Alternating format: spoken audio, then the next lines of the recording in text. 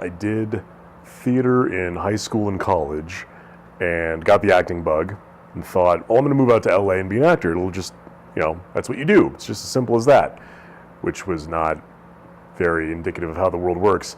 But when I went out there, the lady back home that I'd been taking acting and singing lessons with said, hey, you've got an interesting voice. You should, do voiceover on the side. And I'm like, okay, I'll do voiceover on the side. So I took a bunch of voiceover classes, made a demo, all the while trying to get the on-camera stuff going. Didn't really know what I was doing in that sphere at all, or in any sphere really, because I was like 20 and I just had no idea how anything worked. And then happened to, after I made the VO demo, saw an audition notice for an animated project in one of the trade magazines. Thought, well, I've got a demo. Just dropped a bunch of money on it. They want a demo. I've got one. Let's do this. And then had the good luck to get in with this one company on what was only their second or third dub project ever. So I was new and didn't know what I was doing, but they were also new and they didn't already have a set stable of talent.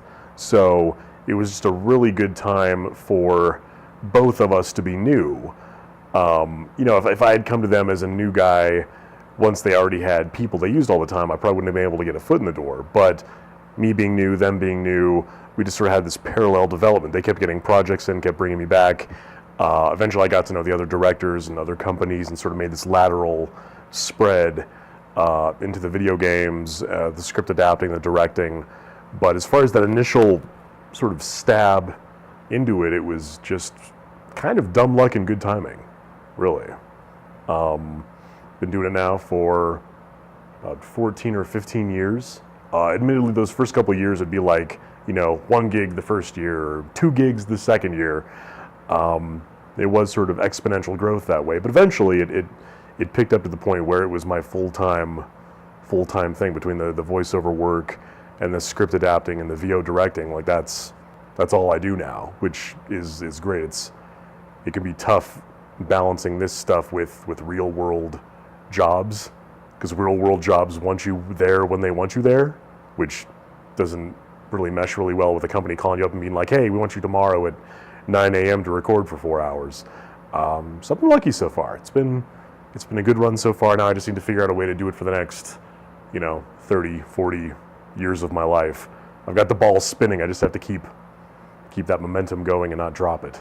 So no pressure. Oh God. Me becoming a fan of it definitely grew out of me working on it and getting familiar with it. I really didn't know anything about it. It's something I think I would have enjoyed in my teens and early 20s. It just wasn't something that was prevalent in the circles I ran in. I was one of the theater nerd kids, so I was definitely doing that. I was playing video games. We were playing Magic the Gathering and GURPS and all that good stuff. So it definitely is something I think would have fit our overall sort of general interest buffet, as it were. I just didn't know. Back then too, the internet was less useful than it is now. Now you can take any interest, find a bunch of people that are like-minded, and I think that's part of why, the convention scene is proliferated the way it has.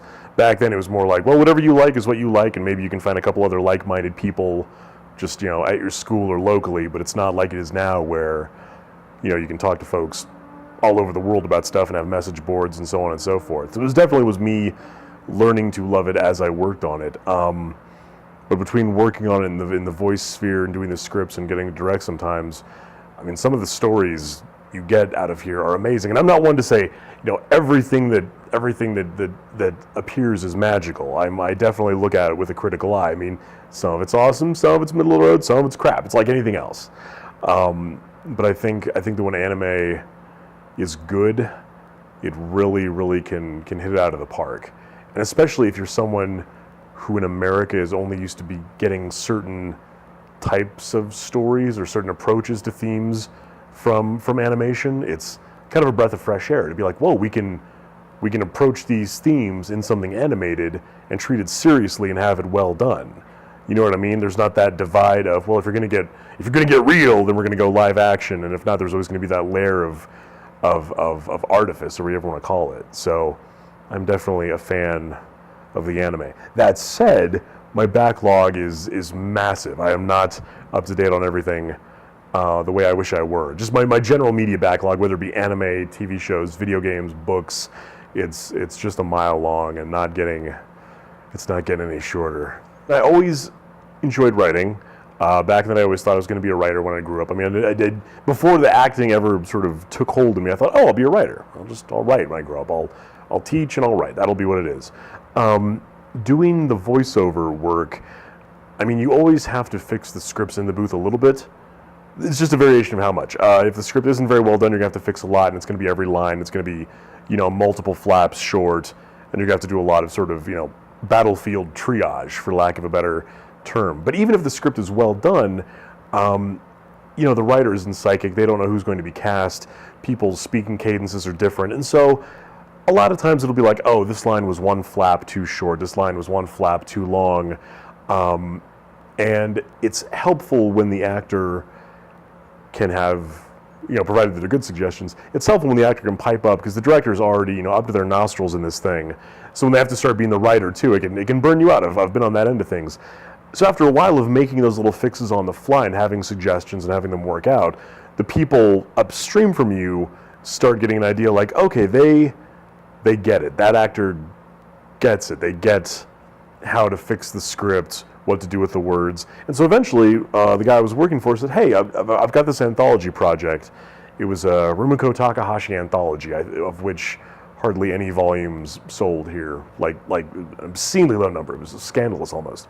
But he had this anthology project. So his way of thinking was, hey, I can try out some new folks on writing scripts, and it won't sound disjointed because each of these episodes is its own story. So here, try an episode, we'll see what happens. If you don't sink the Titanic, no harm, no foul, but give it a try and see what you do. So I did one. He's like, oh, okay, here, do another one episode thing. That went well. And then he said, okay, now direct one of these episodes. Let's just see what happens with that.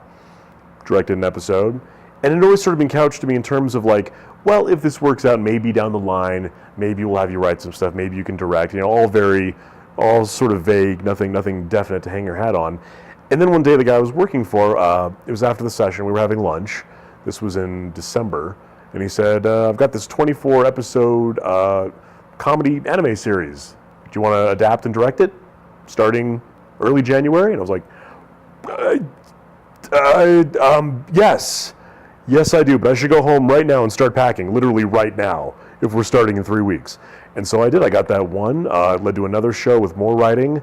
Had a bit of a downtime there after that. Got things going a little lean, little thin. But for the last, I don't know, I feel like 5 or 6 years I've been writing pretty steadily, acting steadily, and then the directing sort of, when it happens, it happens.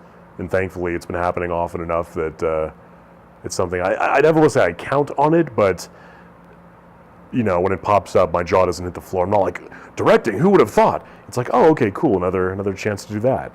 I like doing all three. Because people ask, like, which one do you like doing most? I like doing all three. I mean, there's something nice about going in and doing your one part and just being responsible for that. There's something nice about writing all the dialogue, but not being there to direct it. And then there's something nice in the sort of masochistic sense about being there every day, directing all of the performances and making sure they fit together. It's high risk, because if anything goes wrong, it's on you, but it's gratifying to see that final product and go, you know what? That worked. And a lot of times the directing is just, if the scripts are good and you pick the right people, it's just staying out of their way.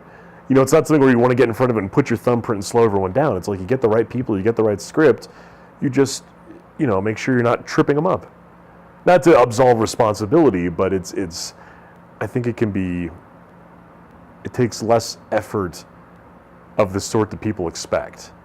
You're there to help and fix things when they're going wrong, but you really don't have to be like a puppeteer and treat them like marionettes.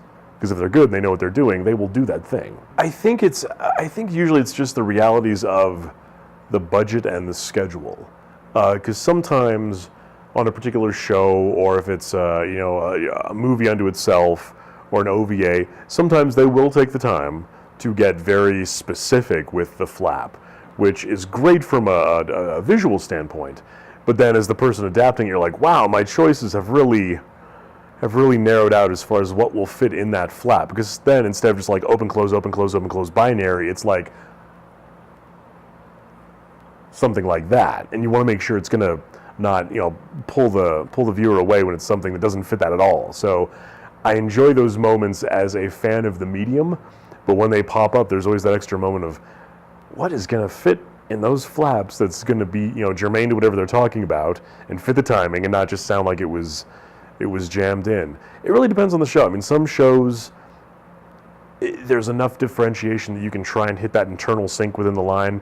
Other times this is where the line starts and here's where it ends, and whatever happens in between is going to be what it is because all they're doing is just going waka waka waka waka waka waka waka like Pac-Man. So, favorite project ever. This was also the toughest project ever because it went on for like a year and a half and it was just massive. It's a show called Monster, based on a manga of the same name, and it is 74 episodes of brilliance. It's just brilliant. It never devolves into filler. They're never just killing time. They're never running down the clock. Every now and then it'll jump to a new group of characters, and for an episode or two, you're not really sure how they fit into the larger storyline, and then there will be a reveal, and you're like, oh ho ho, this is what's happening.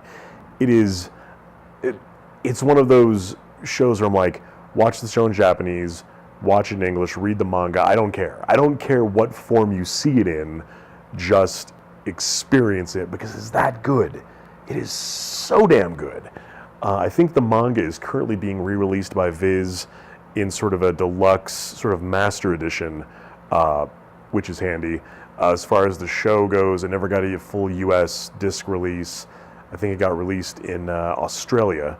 So if people are into international DVD sales to have a region-free player, they can check that out. But it's definitely something we're checking. As far as the new stuff, I'm sort of bound by the NDAs. The stuff I've just worked on I can't talk about, and then, when it comes out a year from now, I'll be like, oh, right, that thing that I can now talk about. But by then I'll have new things that I can't talk about, so that's sort of the current curse.